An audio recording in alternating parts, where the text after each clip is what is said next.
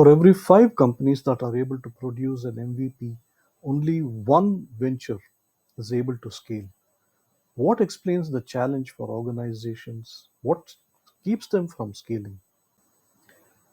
So, we are going to summarize an article written in MIT Sloan Review, MIT Sloan Summer 2023 edition. This article was written by Andy Binns and Christine Griffin from ChangeLogic. They analyzed innovation at 31 companies and interviewed 150 executives, and they found out that three disciplines are needed to build: to ideate, to incubate, and to scale. They also found out that 80% of organizations are able to ideate and incubate, but only 16% are able to scale. Why? For ideation, you have frameworks such as design thinking. For incubation, you have agile approaches and you have lean startup, but there are no specific frameworks for scaling. 15 companies mentioned having an innovation framework, but only 4 talked about scaling. Scaling is usually treated as someone else's problem.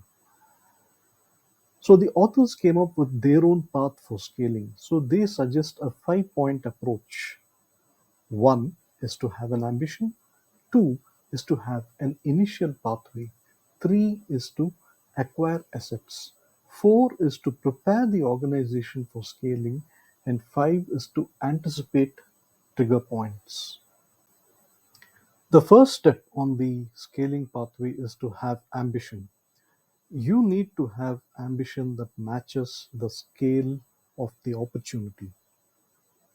Some organizations are constrained by budgets or by governance, and therefore they're really not able to seize the opportunity. Example of an organization, this organization is LexisNexis. They used to, in the late 90s, provide assessment, creditworthiness of customers and prospective customers for the legal profession.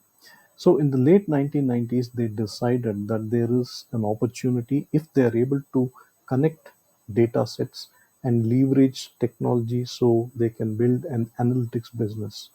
That analytics business, as you can see here, is has grown into a USD 2 billion business per year. The second step on scaling pathway is to have an initial pathway to scale. Let's take the example of Best Buy. Best Buy is a retailer that sells electronics in the US. And at some point, they realized that they began to experience slowness. Their sales were coming down, and then they decided to expand into healthcare. Now, that is an ambitious goal, but as you will see shortly, they took a three-pronged approach. So Best Buy decided that they would focus on three areas. Number one is wellness at home. And as you can see here, wellness at home is about how people can take care of themselves at home. They can purchase some devices from Best Buy, and then these are wearable devices, and that can help them to track their health. The second approach is for senior citizens to age at home. Here, there's a certain health plan, and senior citizens can subscribe to that, and they can maintain their health. There is a caring center, and senior citizens can just reach out to these caring centers, and that way receive healthcare. The final approach is care at home. In this case, at some point, a patient can get discharged from the hospital and make recovery from home. So these are three approaches that Best Buy decided to really expand into healthcare. The third step on the scaling journey is to acquire assets. There are different approaches to acquiring assets. You can acquire assets by leveraging existing assets. So in this case, Best Buy has something known as Geek Squad. Geek Squad are really technicians. In the past, they used to come to your house to install a television, but these Geek staff members have been retrained. They have been taught to deal with senior citizens in a sensitive way, and that way they are able uh, to teach the senior citizens how to use certain medical devices. Now, because they were able to do that, Best Buy was able to convince hospitals to sign up with them, because now the hospitals know that Best Buy is able to enter the homes. And this is an example where they partnered with this hospital chain called Atrium Health. So this is a case where they're able to leverage existing assets. Best Buy also acquired assets. For example, they acquired Great Call. What does Great Call do? Great Call makes devices such as these phones, jitterbug phones. These are really simple to use phones, not complicated. Senior citizens can use them, and then they already have certain subscription plans that Best Buy was able to integrate these revenue streams with their organization.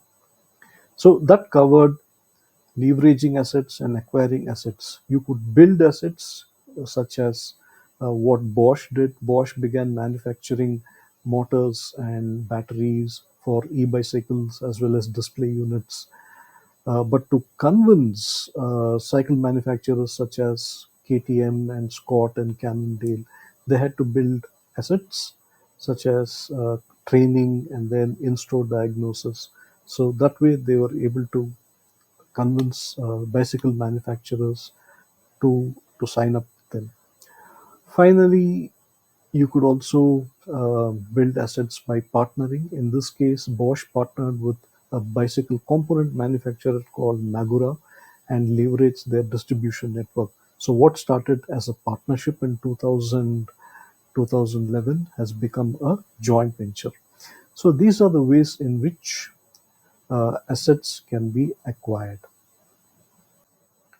The fourth point on the scaling journey is to prepare an organization towards scaling.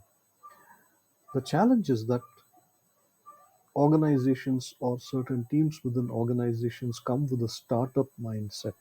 Now, if when you want to scale, that mindset has to change. You may need to bring in new talent, to bring in diversity, to bring in fresh experience. That might sometimes cause certain conflicts. So, care needs to be taken to prepare the organization for scaling. And the final point, which is the fifth point, is to be sensitive to certain inflection points. Now, the journey to scaling is not always linear, is not always simple and straightforward. There are certain crucial moments when key decisions need to be taken, and that may, in fact, impact the outcome of scaling. So, what is important is to be sensitive to these trigger points or inflection points. So that is really the summary of the article, and I found it to be very useful and very enlightening. However, there are 2 3 points where I feel the article could have done better. Yes, the article does talk about overcoming leadership resistance, because typically leaders are resistant, possibly because they are uh, they are not able to properly anticipate these trigger points, and b they are more risk averse and they want to invest in familiar business familiar business areas. Now, where I feel the article could have done better is to explore this in greater detail. So that is one. Another aspect I felt was that the article was pretty much focused on very large organizations, not so many small organizations. Small organizations have fewer resources, and um, they have unique set of challenges because they're not able to bring these resources. Finally, I felt the number of examples that were taken were too few. 5 out of 31 is a small number.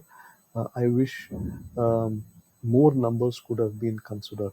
So that really is my summary of the article. I'm going to leave a link to the original article, so you may want to read that up if you find it interesting.